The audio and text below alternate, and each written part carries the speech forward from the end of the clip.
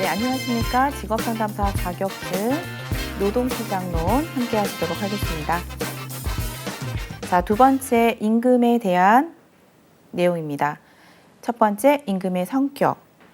임금은 노동의 대가에 의해서 지급하는 것이다 라고 하는 노동 대가설이 있고요. 또 노동력 대가설도 있습니다. 노동력은요, 일정한 사용자의 지휘 감독 하에 그에 대한 대가로 휴업에 대한 수당, 가족수당 들을 통해서 종속된 노동의 개념들을 도입하여 임금의 범위를 넓혀 이야기하고 있는 이론입니다.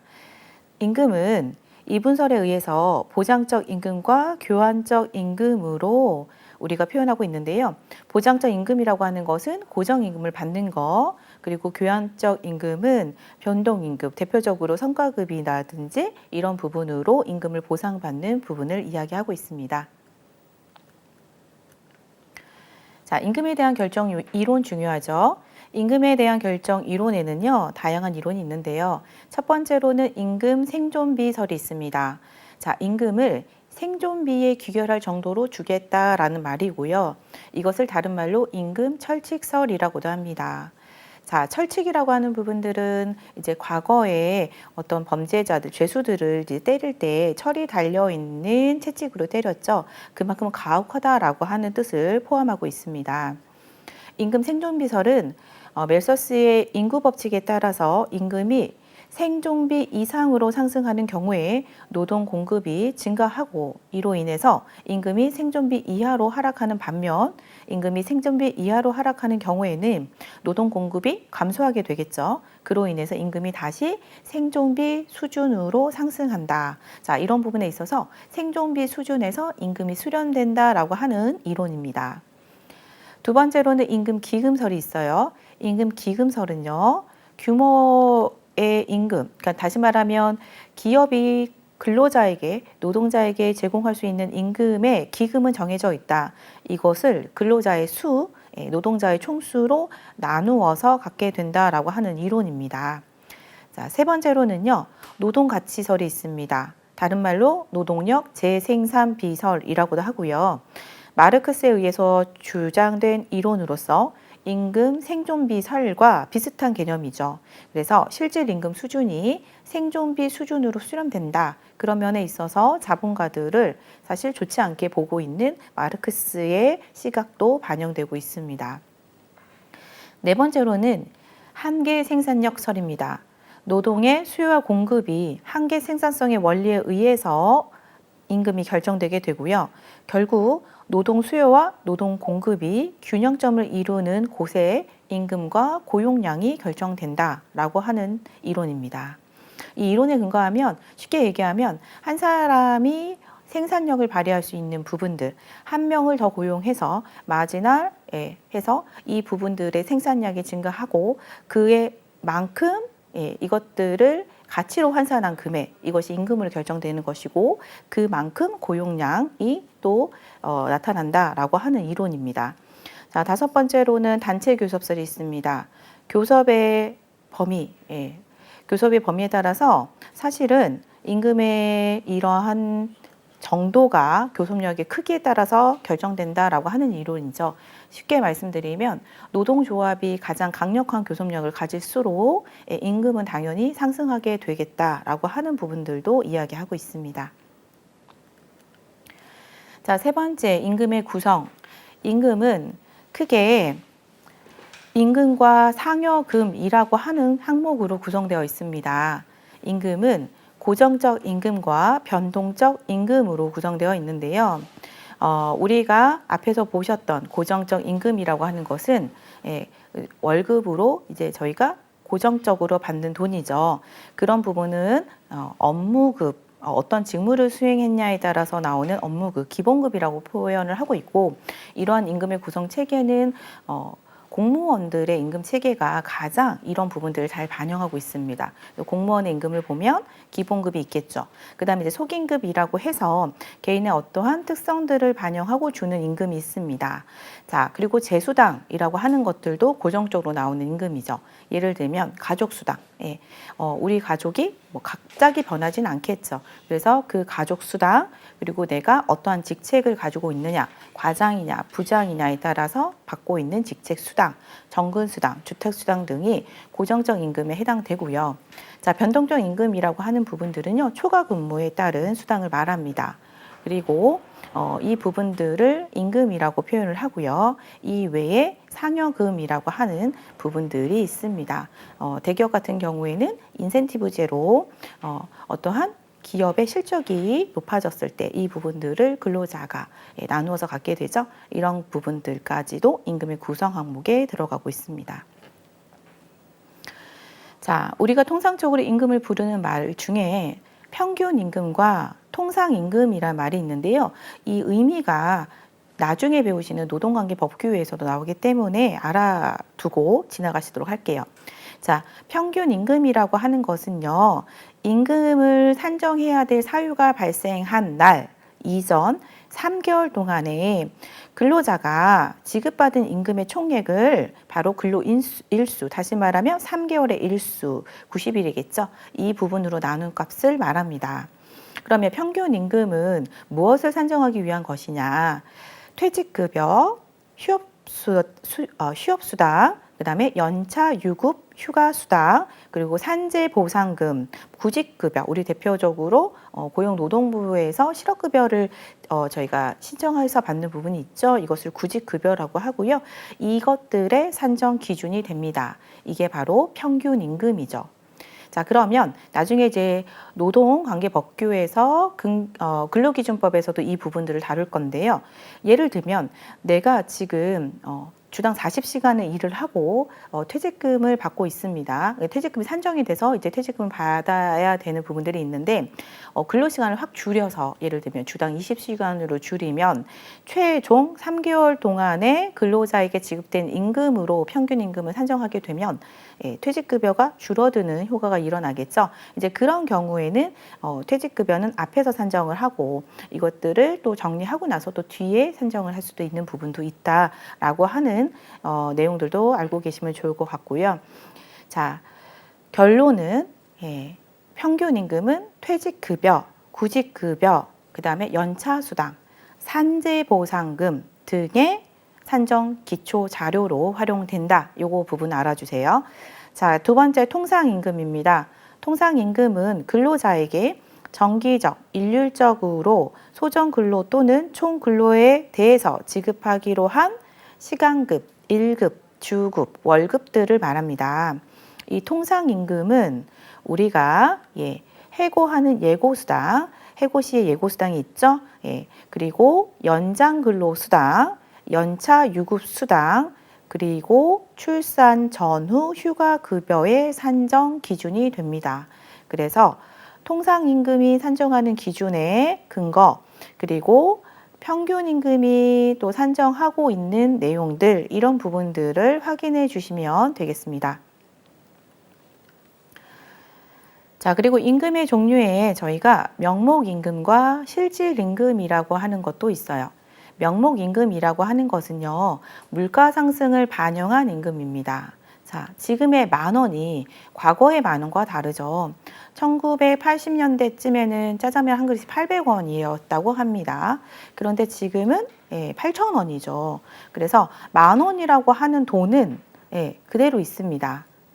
자, 이것을 명목임금이라고 하는데 물가 상승이 반영돼서 짜장면 한 그릇밖에 못 사 먹는 게 10,000원이 됐다면 과거에는 짜장면을 10그릇 넘게 드실 수가 있겠죠. 이런 부분까지 고려하는 거, 다시 말하면 물가지수에 대한 부분까지 고려하는 거, 이 부분들을 실질임금이라고 보시면 됩니다. 그래서 명목임금은 물가 상승을 고려하지 않고 그냥 10,000원이다 라고 이야기를 한다면 실질임금은 물가 상승 분의 명목임금을 곱해서 100분의 1로 표현한 것이 실질임금이 됩니다.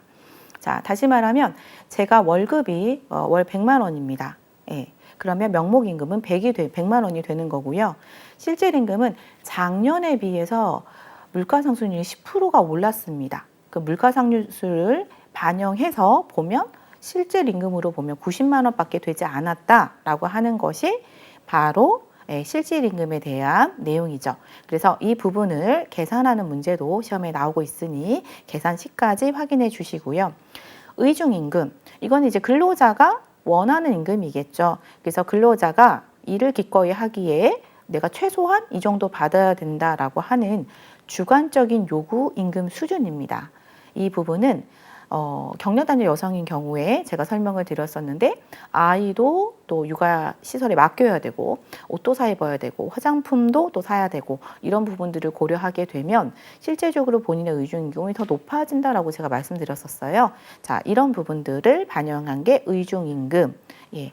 자, 그리고 최저임금 이 부분 중요하죠. 자, 최저임금은 근로자의 생활 안정, 노동력의 질적 개선, 국민 경제의 건전한 발전에 목적을 두고 최저임금 제도를 실시하고 있습니다. 자, 최저임금 제도의 좋은 효과, 기대 효과, 긍정적인 효과는 뭐냐면 소득 분배를 개선해 준다. 예, 저희가 이제 빈입빈 부익부라는 표현을 쓰죠. 열악하시고 취약계층이신 분들의 근로소득을 높여줘서 이런 부분에 있어서는 소득 분배의 개선 가능합니다. 그리고 노동력의 질적 향상을 가져올 수 있습니다. 이분들이 급여가 올라서 뭐 교육도 좀 더 받으실 수 있고요. 좀 여가나 어떤 휴식, 건강 같은 것 좀 챙기실 수 있으시게 되면 노동력의 향상도 일어날 수 있겠죠. 자, 그리고 기업은 근대화를 촉진할 수 있고요. 그리고 공정 경쟁의 확보도 가능하고 산업평화 유지를 할 수 있다는 좋은 측면도 있습니다. 자, 그런데 긍정적인 측면만 있는 건 아니라는 거죠. 부정적인 측면도 있습니다. 이 부분은 뭐냐면 고용이 감소할 수 있다. 실업이 증가할 수 있다. 자, 왜냐하면 옆에는 그래프를 보시는 것처럼 노동 수요와 공급이 만나는 점에 임금, 시장 임금이 결정되고 균형 고용량이 결정되는데 이것을 의도적으로 올린 겁니다. 그렇게 올리게 되면 자, 얼마만큼 임금이 올라간 만큼 바로 고용량이 감소하게 되죠. 그만큼 실업이 발생하게 된다는 거죠. 하지만 또 임금이 오르니 당연히 근로자는 더 많이 노동 공급을 하려고 할 겁니다. 그러면 더 많은 실업자가 생길 수 있겠다라고 하는 게 가장 큰 단점입니다. 자, 노동시장 내에서 차별이 일어날 수 있다. 자, 그러면 최저임금을 받는 사람, 근데 그거조차 받지 못하는 정말 취약한 대상들이 나올 수도 있다는 거죠. 자, 이 부분의 차이는 더 커질 수밖에 없고요. 지역 및 업종 간의 경제활동 배분이 또 왜곡될 수도 있겠다라고 하는 측면이 최저임금의 잘못된 부정적 효과입니다.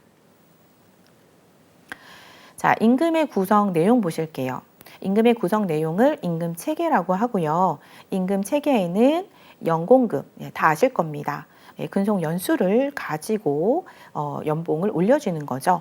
대표적으로 속인적 요소에 속한 것 중에 학력, 그다음에 근속 연수, 연령 이런 부분들을 고려하고 있고요. 자, 장점은 위계질서 확립에 좋다, 개선하기 편하다, 그리고 근로자 역시 안정적으로 장래를 기대할 수 있겠죠. 근데 단점은 가만히 있어도 연봉은 오른다는 거죠. 급여는 오른다는 거고 그것 때문에 근로에 대한 동기부여가 나빠질 수 있다라는 거고요. 그러면 두 번째, 직능급을 보시겠습니다. 자, 직능이라고 하는 것은 직무수행 능력이죠. 그래서 직무수행 능력에 기초하여 제공하겠다라고 하는 거고요. 자, 장점은 보상의 개별화, 능력에 맞게 처우할 수 있습니다. 근데 단점은 잘못하면 이 직능이라고 하는 부분 역시 연공주의로 흐를 수 있다. 왜냐하면 직무수행 능력을 파악하고 평가하는 데에는 한계가 있기 때문에 그렇습니다.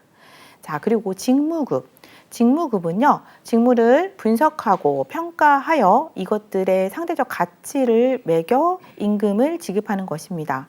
자, 그러면 이 부분은 동일한 노동에 대해서 임금을 지급하겠다라고 하는 어떻게 보면 가장 합리적인 원칙이지만 문제는 이것들이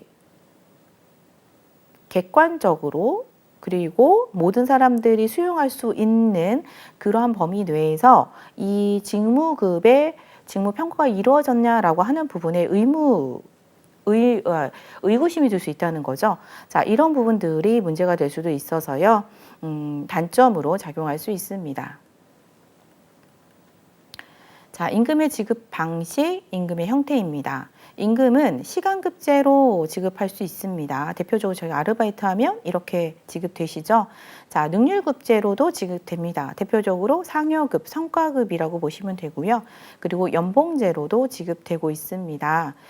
이런 부분들은 연봉을 이제 설정하는 부분에 있어서 사기를 높일 수도 있겠지만 또 반대로 공정성의 시비가 될 수도 있다.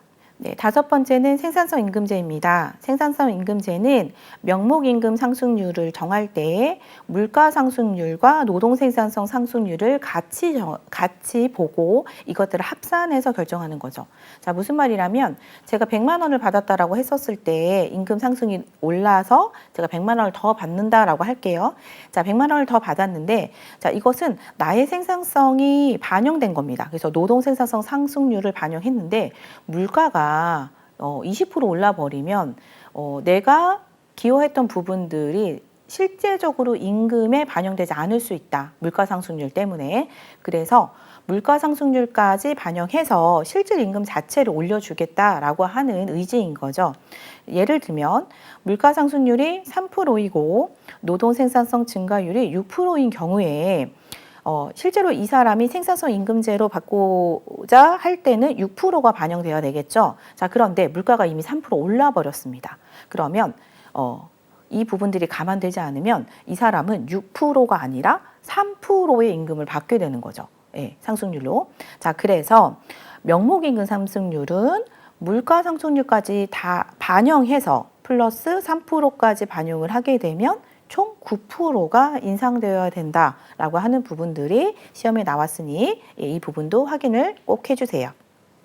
자, 6번 부가급여입니다. 부가급여는 화폐 임금 이외에 현물을 보상해 주는 것으로 예를 들면 유급휴일, 경조휴가, 그 외에 복리후생, 시설, 복지제라고 저희가 표현을 하죠. 이제 이런 부분들을 지원하고요. 이걸 통해서 급여 이외에 다른 현물 보상을 해주는 걸 말하는데요. 부가급여를 선호하는 이유는 사용자 입장에서는요. 정부의 임금 규제 회피 수단이 됩니다. 정부에서는 매년마다 임금 상승률에 대해서 예민하게 반응을 합니다. 그 이유는 물가 상승까지 영향을 미치기 때문인데요. 이 부분에 있어서 예를 들어 금융 산업에 종사하시고 계신 분들의 임금이 상대적으로 매우 높은 편인데 여기서 더 올려주겠다라고 하면 정부는 임금을 규제합니다. 그 이유는 산업 간 임금의 차이가 많이 발생하게 되면 또 노동자 사이에서의 위화감도 발생할 수 있기 때문에 이런 부분들을 규제하게 되는데요. 이것을 피할 수 있는 수단이 된다. 그런 측면에 있어서 사용자는 부가급여를 선호하게 됩니다. 그리고 근로자가 장기 근속을 할 수 있도록 대표적으로 20년을 근속하면 해외여행을 보내준다. 금을 어느 정도 준다. 그다음에 상여금을 준다. 이런 식의 어떤 조치를 취해서 근로자의 장기 근속을 유도하고 장기 근속자들은 내부 숙련된 기술을 가지고 있기 때문에 생산성을 향상시킬 수 있다라고 하는 거고요. 그리고 조세, 보험료 부담의 감소를 가져다 줍니다. 급여에 반영된 임금을 높여주면 그 부분에 있어서 근로자도 세금을 내지만 사업주도 세금을 내죠. 50% 정도. 이 부분들이 또 사용자 입장에선 부담이 될 수 있어요. 그런 측면에 있어서 부가급여를 선호한다. 자, 근로자는 근로소득세의 부담이 감소됩니다. 앞서 말씀드린 대로 임금이 상승하게 되면 당연히 저희가 내고 있는 세금도 높아지게 되겠죠. 그것들을 피할 수 있다. 그리고 사용자가 현물을 보상하면서 일괄 구매를 하죠. 그렇게 되면 실제로 50만 원짜리 물건을 이 기업에서 일괄 구매를 하니까 30만 원에 사겠죠. 그러면 근로자는 50만 원짜리 물건을 30만 원에 활용을 할 수 있게 되는 거죠. 이런 부분에 할인율을 받을 수 있고요. 이런 측면 등에서 부가급여를 근로자뿐만 아니라 사용자 역시 선호하게 된다. 이 부분도 말씀드릴 수 있습니다. 자, 임금의 격차 중요합니다. 자, 임금의 격차는 경쟁적인 요인과 비경쟁적인 요인으로 나누어 볼 수 있는데요. 자, 경쟁적인 요인은 합리적이다. 타당하다 이렇게 이해하시면 되고요. 비경쟁적 요인은 쉽게 얘기하면 비합리적이고 좀 어거지다 이렇게 이해하시면 돼요. 임금의 격차, 자 비슷하게 근로를 하고 있는데 왜 다른 임금을 줘? 라고 하는 부분에 있어서 경쟁 요인은 뭐냐면 인적 자본량이 달랐다는 거죠. 인적 자본량이 다르면 생산성에 차이가 있다라고 보고 있기 때문입니다. 자, 이 부분이 아래에서도 설명되어 있는 거고 보상적 임금 격차가 있다는 거죠. 예를 들면 어렵고 힘들고 불편하고 누구나 다 하기 싫어하는 이 일을 지원하고 일하기 때문에 이 부분들에 대해서 보상해 줘야 된다라고 하는 거고요. 또 여기서 중요한 부분은요. 경쟁적 요인에 기업의 효율성 임금 정책입니다. 자, 기업이 그냥 임금을 높게 주는 거는 사실은 비경쟁 요소입니다. 그냥 이유 없이 높게 줬기 때문에. 하지만 기업에서 효율성 임금 정책을 통해서 좋은 근로자, 능력 있는 근로자를 모집하겠다. 그리고 회사에 대한 충성도를 높이겠다. 그리고 근로에 대한 부분에서 생산성을 높여야 되는 동기부여를 해주겠다라는 측면에서 효율성 임금 정책을 사용해서 의도적으로 임금을 높게 해준다. 자, 대표적으로 똑같은 일을 하는데 대기업에서는 임금을 높게 해주고 그다음에 중소기업은 임금이 낮죠. 자, 여기서 대기업에서 왜 임금을 높게 해주느냐? 이게 효율성 임금 정책이라는 것이고 이걸 통해서 근로자가 다른 회사에 기웃거리지 않고 우리 회사에 로열티를 발휘해. 충성하고 그다음에 열심히 일해. 기회비용이 커지니까요. 더 열심히 일해. 이런 것들 때문에 오히려 생산성이 높아지게 만들었어. 이러면 경제적 요인이 됩니다. 자, 그리고 시장의 단기적 불균형. 예를 들면 시장이 단기적으로 4차 산업혁명에서 필요한 기술, IT 기술 이런 부분의 기술자들이 단기적으로는 지금 없다는 거죠. 현재 그 직무를 수행할 수 있는 사람이 없는 거예요.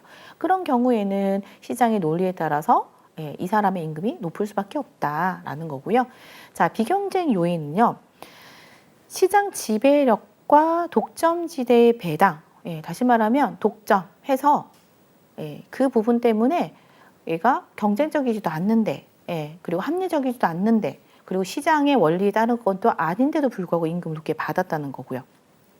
또 노동조합, 앞서 보신 것처럼 노동조합의 교섭력이 크면 이 부분들을 가지고 임금을 올려달라고 이야기를 한다는 거죠. 그걸로 인해서 시장 원리에 맞지 않는 임금이 결정되기도 한다.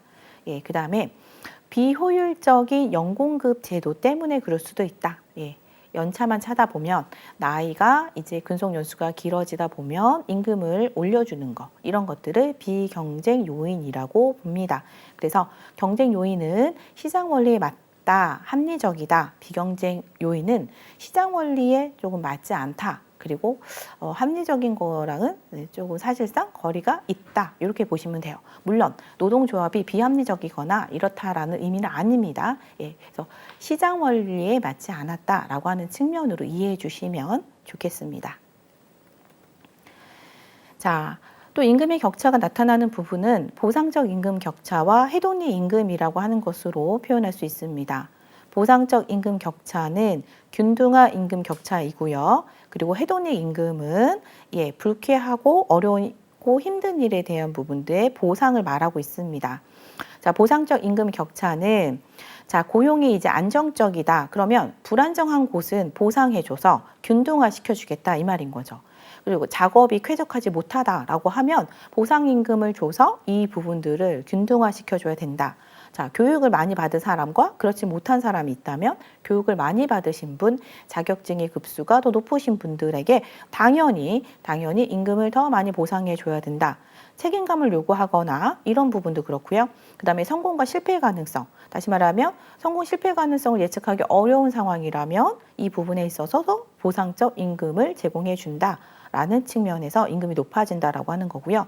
해독리 임금은 이제 저희가 쾌락 임금이라고 합니다. 위에 있는 보상적 임금 체계와 비슷한 개념이고요. 저희가 이제 소위 얘기하는 3D 업종이라고 표현하죠. 이런 업종에서는 이 부분들에 대한 보상을 해줘야 된다라고 하는 개념들을 이야기하고 있습니다. 자, 효율 임금 앞에서 설명드렸습니다. 효율 임금은 근로자의 생산성을 높이기 위해서 균형 임금보다 높은 임금을 지급하는 이론이고요.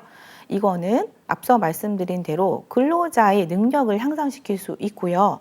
그리고 근로자가 사직을 감소해서 계속적으로 근속을 하게 만들기 때문에 신규 인원에 대한 어떤 훈련비라든지 이 부분들을 양성해야 되는 비용들을 감소시키죠. 그러니까 그것을 지금 현재 근로자에게 더 많이 제공하겠다라고 하는 취지를 가지고 있어요.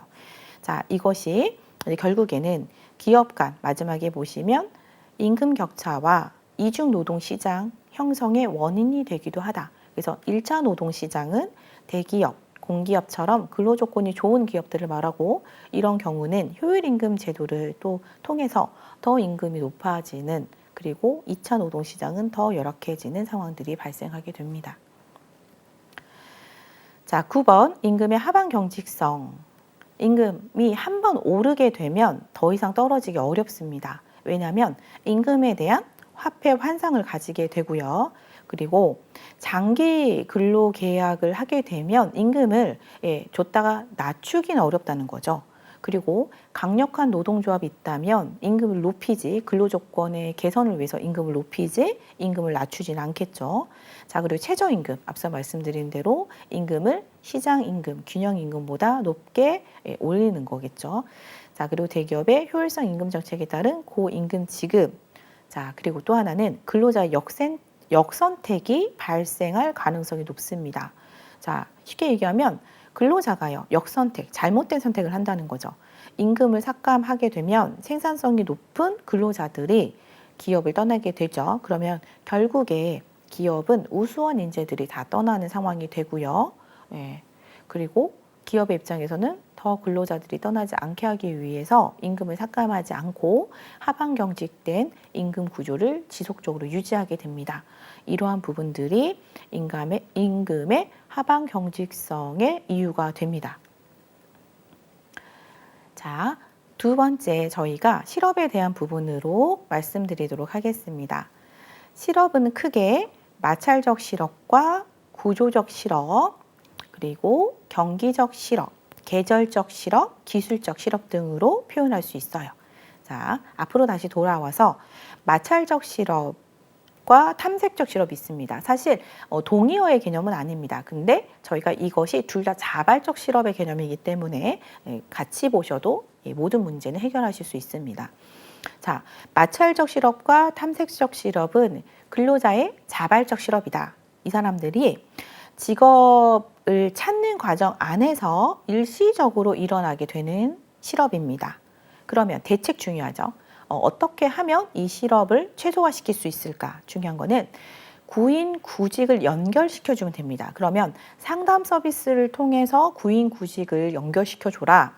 그리고 이러한 전상만들을 연결해라 라고 하는 것들이 대책이 될 거고요.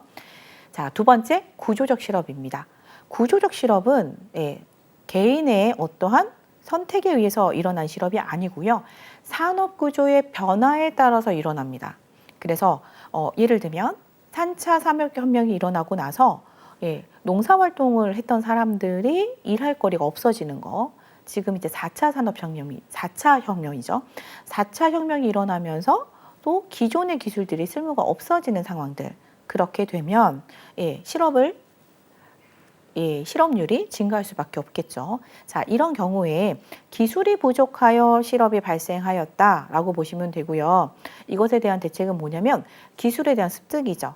자, 그렇게 하면 뭐가 있겠습니까? 교육 훈련. 그리고 산업구조 변화를 예측해서 인력 수급을 우리가 준비한다라고 하는 거. 이런 것들이 바로 구조적 실업이 되겠습니다. 그리고 구조적 실업에 대한 대책이 되겠습니다. 자, 세 번째 경기적 실업. 출제 빈도가 높은 편입니다. 경기적 실업은 경기가 좋지 않아 불경기라서 발생하는 실업입니다. 우리 IMF 생각하시면 되죠. 불경기여서 취업할 데가 없는 거예요. 자, 이런 경우에는 노동에 대한 수요가 부족했다라고 보실 수 있고요. 노동의 수요를 증가시키는 쪽으로 저희가 대책을 세우시게 됩니다. 그러면 나라에서 재정을 푸는 거죠. 돈을 풀어서 경기를 활성화시키는 정책들을 피시고요. 그다음에 뭐 뉴딜 정책이란 말 많이 들어보셨을 겁니다. 미국의 대공황에서도 공공사업들을 통해서 고용을 창출하는 정책을 피시죠. 자, 이 부분이 중요하고요. 자, 네 번째 계절적 실업은 계절에 실업이 발생하는 경우가 말합니다. 농번기 때, 그다음에 뭐 관광산업이라고 하는 거는 비수기가 있겠죠. 이럴 때 발생하는 실업이고요. 그럴 때의 대책은 그런 유휴 기간 동안에 노동력을 활용할 수 있는 부분들의 대책이 필요하겠죠. 자, 기술적 실업은 마르크스가 말한 실업입니다. 이 부분은 산업이 이제 자본으로 대체하게 되면서 자본으로 대체했다는 말은 뭘까요? 기계 기술이 향상이 일어나서 사람이 아니라 노동자가 아니라 기계 쪽으로 충분히 대체가 가능하다 보면 근로자는 당연히 실업의 위기에 놓일 수밖에 없겠다라고 하는 취지고요. 이건 역시 교육 훈련을 통해서 근로자의 실업 대책으로 우리가 대응할 수가 있습니다. 자, 그 외에 잠재적 실업은 좀 성격이 다른데요. 잠재적 실업은 내가 취업한 상태이긴 합니다. 그런데 취업했다라고 말하기에 너무나 돈을 못 버는 거죠.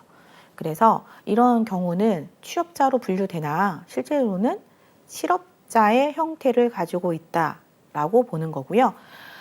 대표적으로 영농 노민, 영세한 농민, 그 다음에 도시의 영세업자, 그러니까 뭐 회사, 그러니까 뭐 도시 안에서 가게를 운영하고 있는 자영업자가 있는데 하루 종일 일해도 가게세도 못 내시는 상황들이 발생하면 이런 부분들을 잠재적 실업이라고 이야기합니다. 자, 실업에 따른 노동력의 효과 중요합니다. 자, 실업을 우리가 이제 가족 내에서 경험하게 되면 예를 들면 우리 아버지가 실업을 하시게 된다면 어떤 일이 일어날까? 그리고 지금 경제 상황에서 너무나 취업하기 어려운 상황이 됐을 때 어떠한 일들이 일어났을까? 이런 것들을 생각해 보시면 좋아요. 자, 첫 번째 실망 노동자 효과입니다. 경기가 침체돼서 우리가 취업을 할 수 있는 기회를 찾지 못하게 되면 사람들이 구직을 단념하게 됩니다. 앞서 저희가 직업정보론에서도 배우셨죠? 이런 사람들을 구직 단념자, 실망 노동자라고 하는데 이렇게 되면 이 사람들은 비경제활동 인구로 전락하게 된다라고 말씀드렸었어요. 기억나시죠? 그렇게 비경제활동 인구로 전락을 하게 되면 이 사람들은 실업률을 계산하는 인원에 포함되지 않는다라고 말씀드렸어요. 그러다 보니까 실업자 수가 과소하게 평가되는 문제가 생깁니다. 자, 두 번째로는요, 부가 노동자 효과입니다. 자, 우리 아버지가 실직을 하시게 되면 우리 집에 경제 활동을 해야 되는 상황들이 발생하게 되고 그로 인해서 주부였던 엄마가 학생이었던 내가 밖에 나가서 돈을 벌게 되죠. 그러면 원래 주부와 학생은 비경제활동 인구였는데 이 사람들이 나가서 돈을 벌면 뭐가 될까요? 바로 취업자가 되겠죠. 근데 취업을 하기 전에 일자리가 이미 없는 상태입니다. 그렇기 때문에 일자리를 알아본다라는 측면에서 구직 의사가 있어서 실업자로 분류됩니다. 그렇게 되면 구직 활동을 함으로써 경제활동 인구가 되고 그로 인해서 실업자 수가 과대평가되는 효과가 발생하게 됩니다.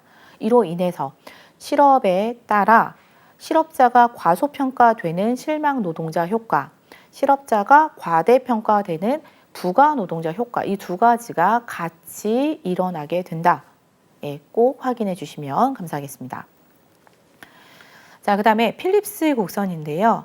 필립스 곡선은 실업률과 인플레이션율이 역의 상관관계, 그래서 우하향하는 그래프를 그린다 이거예요. 결론은 우리가 실업률도 낮추고 인플레이션도 낮출 수 있는 방법은 없다입니다. 요즘에 이런 부분들, 특히 이제 미국에서 그 인플레이션을 잡기 위해서 금리를 올리고 있는 상황들을 보시면 잘 아실 겁니다.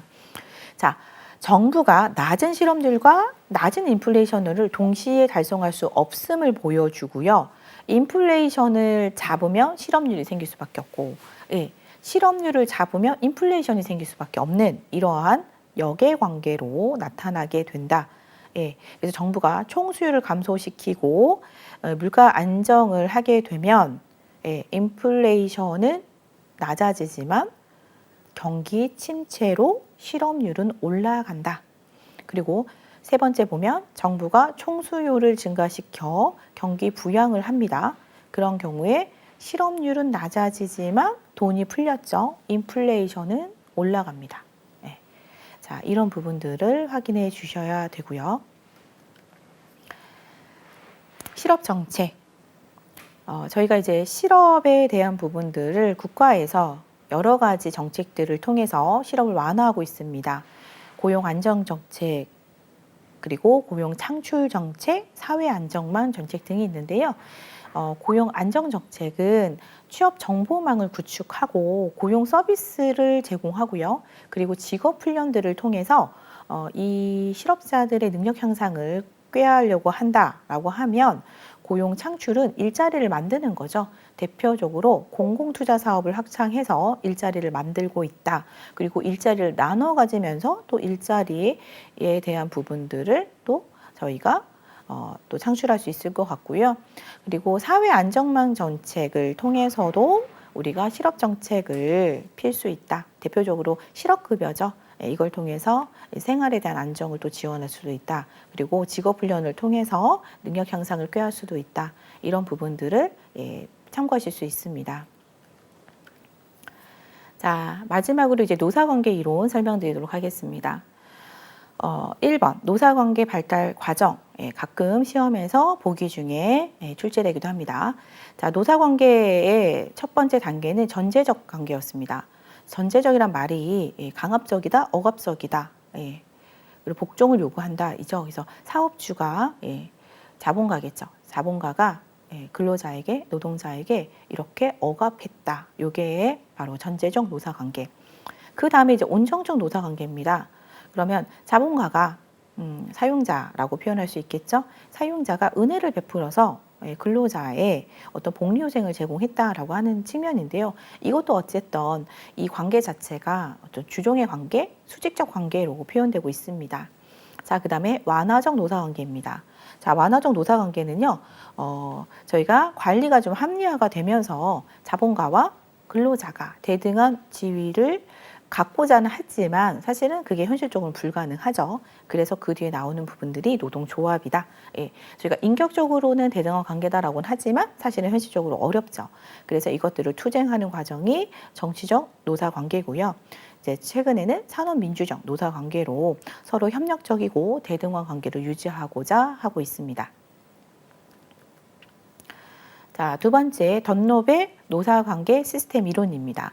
자, 던롭은 노사관계의 3주체를요, 노사정, 이렇게 세 가지로 말을 하고 있고요. 이 노사관계는 노동조직과 그다음에 경영조직과 관련되어 있는 기술적인 여건, 시장 또는 예산상의 제약, 사회 전체의 권력 구조에 의해서 노사관계가 결정된다라고 보았습니다. 자, 그러면서 이제 저희가 중요하게 다루는 부분들은 바로 노동조합입니다. 자, 노동조합의 기능 보실게요. 자, 노동조합은 경제적 기능, 정치적 기능, 공제적 기능을 합니다. 자, 경제적 기능이라고 하는 건 단체 교섭 그리고 경영 참가 등을 통해서 어떤 노동조합원들의 이익을 얻는 거죠. 대표적으로는 근로 여건에 대해서 향상을 하거나 그리고 임금을 상승시키는 그런 부분에 대한 내용들이 있고요. 근로와 관련되어 있는 내용들과 연계되어 있습니다. 자, 그다음에 정치적 기능은요. 최저임금제를 입법한다. 그리고 사회보장에 대한 요구를 한다. 그리고 정치적으로 어떤 영향력을 행사하는 것들을 말하고요. 자, 공제적 기능은 공제기금을 만들죠. 그래서 조합원비에서 공제를 해서 뭐 예를 들면 장학금도 주고 그리고 조합 활동을 하는 경우에 무임금을 또 발생하는 경우도 있거든요. 쟁의를 하는 경우에 그런 경우에 그렇게 쟁의 대상자들에게 생활비의 임금을 또 보상해주고 이러한 공제적 활동을 하고 있습니다. 자, 네 번째, 노동조합의 이중 역할. 자, 노동조합은요, 독점적 측면에서요, 노동 공급을 독점하고 조합원들의 이익을 옹호합니다. 자, 노동조합의 결속력이 클수록 이런 부분들이 많이 일어나고요. 그러다 보면 완전 경쟁, 시장 논리 이런 부분들이 이제 통하지 않게 되고 기업의 생산 효율성이 저하되는 효과가 일어납니다. 자, 그리고 집단적인 목소리를 낼 수가 있어요. 왜냐하면 근로자가 한 명이 사용자에게 목소리를 낸다는 거 쉽지가 않죠. 그래서 집단을 이루어서 집단적으로 이러한 의사표명을 하여 근로 개선을 향상시킬 수 있고 근로 개선이 향상되면 당연히 장기 근속을 하게 돼서 사용자 입장에서도 장기 근속자의 생산성 증가는 도움이 되죠. 자, 그런 측면에서 있어서도 도움을 줄 수는 있다. 자, 노동조합의 형태 중요합니다. 자, 노동조합의 형태는요, 저희가 직종별 노동조합, 대표적으로 최초로 만들어진 노동조합이다. 이렇게 이해하시면 되고요. 예전에는 길드라고 해서 명명하여 직종별 또는 직업별 노동조합이 나왔습니다. 동일 직업, 동일 직종에 종사하는 근로자가 결성하고 있고요. 이런 부분에 있어서 연대의식과 단결력은 높습니다. 자, 두 번째, 일반 노동조합이 있습니다. 일반화되어 있는 노동조합이고요.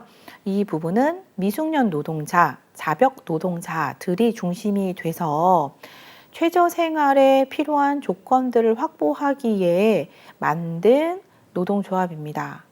그런데 미숙련 노동자가 다양한 산업에 걸쳐 있다 보니 또 다양한 기업에 있다 보니 통일이 어렵다라고 하는 단점도 있고요. 산업별 노동조합이 세 번째 있습니다. 산업별 노동조합은 동종의 산업, 대표적으로 금속노조가 있겠죠. 이 동종의 사업에 종사하는 근로자들에 의해서 조합된 노동조합의 형태이고요. 서구를 비롯해서 최근에는 이제 다양한 국가까지 이렇게 확장되었는데요. 이 산업별 노동조합은 산업 통일, 그리고 산업 평화 이런 부분들을 유지하기 위해서 만들었고요. 대신 산업이다 보니 기업별 특수성을 고려하는 데는 한계가 있다. 그래서 우리나라 같은 경우, 일본 같은 경우에는 기업별 노동조합을 많이 선택하고 있습니다. 이거는 그 기업에 종사하는 사람들이 노동조합을 구성하게 되죠.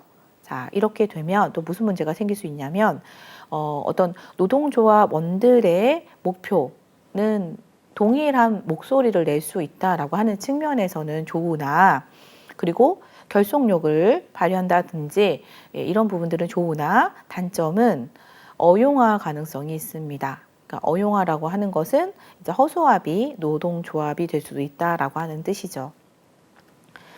자, 노동조합의 이제 운영에 오픈숍, 클로즈드숍, 유니온숍, 에이전시숍 이렇게 또 다양하게 있는데요.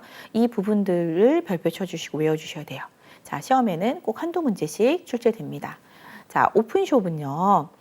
오픈되어 있습니다. 노동조합이. 그래서 누구나 다 가입할 수 있고 누구나 다 탈퇴할 수 있습니다. 노동조합원이 아니어도요. 채용을 하는데 사용자가 채용을 하는데 문제가 없고요. 클로즈드 숍은요. 노동조합이 강력합니다. 강력하고요. 그래서 노동조합원만 채용을 할 수 있어요. 그러니까 당연히 노동조합에 모두 다 가입을 하려고 하겠죠. 그리고 노동조합원이 이제 자격을 상실하게 되면 종업원이 될 수 없는 그러한 제도입니다. 자, 유니온숍은요. 오픈숍과 클로즈드숍의 중간 형태입니다. 노동조합의 조합원 과인 여부와 상관없이 채용이 되나 채용이 된 이후에는 노동조합에 반드시 가입하셔야 됩니다. 그래서 유니온에 들어가셔야 되고요. 그다음에 에이전시 숍은 에이전시라고 하는 자체가 이제 대리자의 개념이죠. 그래서 조합원이 아니더라도 노동조합의 어떤 혜택을 받을 수 있다. 근데 중요한 건 뭐냐면 이 혜택을 받으려면 조합 원비, 회비를 징수해라. 그래서 회비를 내어서 이 노동조합이 대행해서 이 근로자의 전체 근로자의 이 옹호를 위해서 활동할 수 있도록 한다. 이게 에이전시 숍입니다. 무임승차를 하지 못하도록 한 부분이 있고요. 그 다음에 프리페런셜 숍이 있습니다. 프리페런셜이란 말 자체가 우선이란 뜻이죠. 그래서 조합에 가입한 사람을 우선적으로 채용한다. 이것이 특징이고요. 메인티넌스는 이제 유지라는 뜻이죠. 그래서 조합원 자격을 유지해야 되고 그 유지하는 기간 동안에 우리는 혜택을 볼 수 있는 겁니다. 그래서 조합의 가입과 탈퇴는 자유롭지만 단체 협약이 딱 체결되면 그 상황들을 유지해야 되고요. 그래서 조합원을 유지해야 되고 그 중간에 탈퇴할 수 없다라고 하는 노동조합의 운영 방식이 있고요. 체크오프 시스템은요. 조합원비를요. 임금에서 일괄 공제합니다. 그래서 체크오프라고 하죠. 이것을. 그래서 조합의 안정적인 운영에 기여하고 있는 제도입니다. 이렇게 다양한 노동조합의 운영 방식이 있기 때문에 이 방식까지도 확인해 주셔야 될 것 같아요. 자, 7번째 노동조합의 조직률 결정 요인입니다. 자, 노동조합은 비정규직, 여성, 서비스 부문, 화이트 칼라, 임금이 높을수록 사실 노동조합의 조직률이 감소하는 경향이 있습니다. 왜냐하면 이분들은 굳이 노동조합을 만들어서 내 이익을 주장하기에 근속연수가 길지도 않고요. 그리고 특별하게 노동의 어떤 환경을 개선을 원하지 않는다라고 하는 거죠. 이미 임금 잘 받고 있는 사람도 있으니까요. 자, 그래서 노사관계가 대립적일수록 노조에 대한 고용주의 적재적인 태도가 노조의 조직 비용을 높이게 되고 그리고 노사 협의체가 유효하게 작동되는 경우일수록 노조의 존재 확률은 낮아진다. 이렇게 이제 말을 하고 있고요. 자, 노동조합의 임금 효과 보실게요. 자, 이 부분 중요하죠. 노동조합이 결성이 되면 앞서 말씀드린 대로 임금을 상승시키는 효과가 있기 때문에 임금이 상승된 걸로 인해서 결국은 실업자가 발생하게 됩니다. 왜냐하면 임금은 기금설에 의해서 줄 수 있는 총량이 결정되어 있고 그 총량 이상을 넘어갈 수 없죠. 그러면 기업은 파산하게 되니까요. 그러면 줄 수 있는 최대치를 주게 되고 그리고 더 이상 임금을 지급받지 못하는 사람들이 발생하게 되죠. 그로 인해서 실직자가 발생할 수밖에 없어요. 자, 이러한 부분들이 어떻게 임금에 영향을 미치냐라고 하는 부분인데요. 첫 번째 파급 효과, 다른 말로 이전 효과, 해고 효과입니다. 자, 노동조합이 조직됨으로써 노동조합 조직 부분에서의 상대적인 노동 수요가 감소하게 되죠. 그 결과 실직이 발생하게 되고요. 실업자들이 어디로 가냐?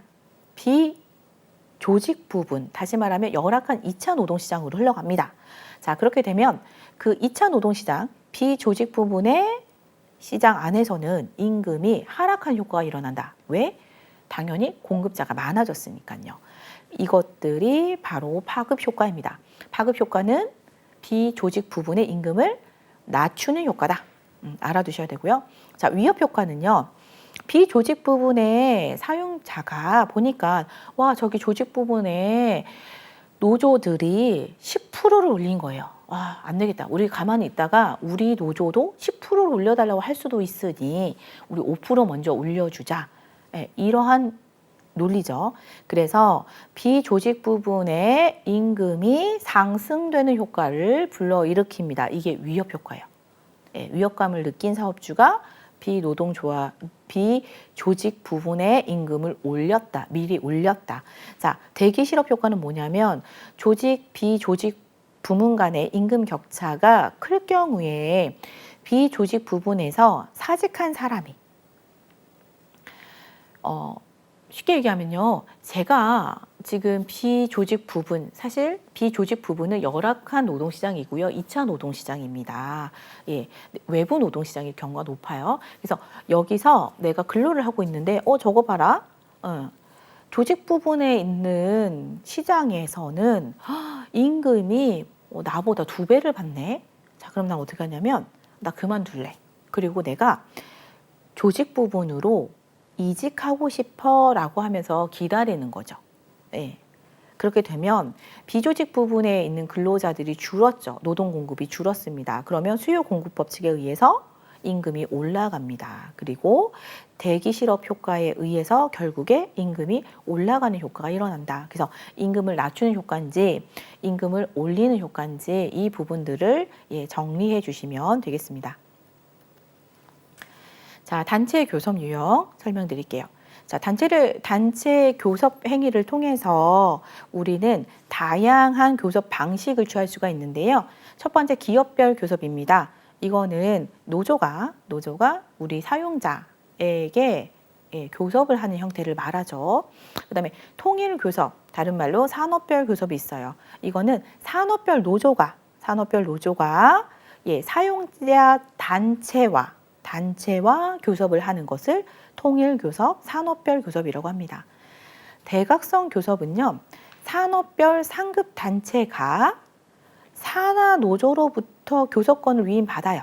그래서 산하 노조라고 하는 것은 예를 들면 모 기업의 어떤 노조겠죠. 그래서 모 기업의 어떤 노조가 내가 속한 산업별 상급 단체에게 의뢰를 하는 겁니다. 위임을 해요. 자, 그러면 이쪽이 조금 더 규모도 크고 강력하겠죠. 자, 이걸 가지고 개별 기업에게 교섭하게 됩니다. 그러면 개별 기업 입장에서는 우리 회사 안에 노조가 말하는 것보다는 조금 더 푸시감을 느낄 수 있어요. 자, 공동교섭은요, 상부 조합과 지부가 공동해서 사용자와 교섭하는 방식이고요. 집단 교섭은요, 다수의 단위 노동조합이, 그러면 뭐 각각 회사가 있겠죠. 각각 회사의 노동조합들이 집단적으로 그리고 그 기업 집단과 교섭하는 방식을 말합니다. 그래서 이것을 연합교섭이라고도 이야기하고요. 제가 이렇게 간단하게 그림으로 표현해 드렸어요. 그래서 이것들을 보시고 이렇게 교섭 유형들이 다양하구나 아시면 좋을 것 같고요. 그래서 실제로는 기업 안에 있는 노조가 개별 기업과 저희가 단체 교섭을 하는 경우도 있겠지만 그 외에 상급 단체를 통해서 노조 활동을 하는 경우, 교섭을 하는 경우도 있습니다. 네, 여기까지 근로자의 경영 참가 방법에 대해서 말씀드렸습니다. 이번 시간을 통해서 노동시장론을 확인하실 수 있었습니다. 감사합니다.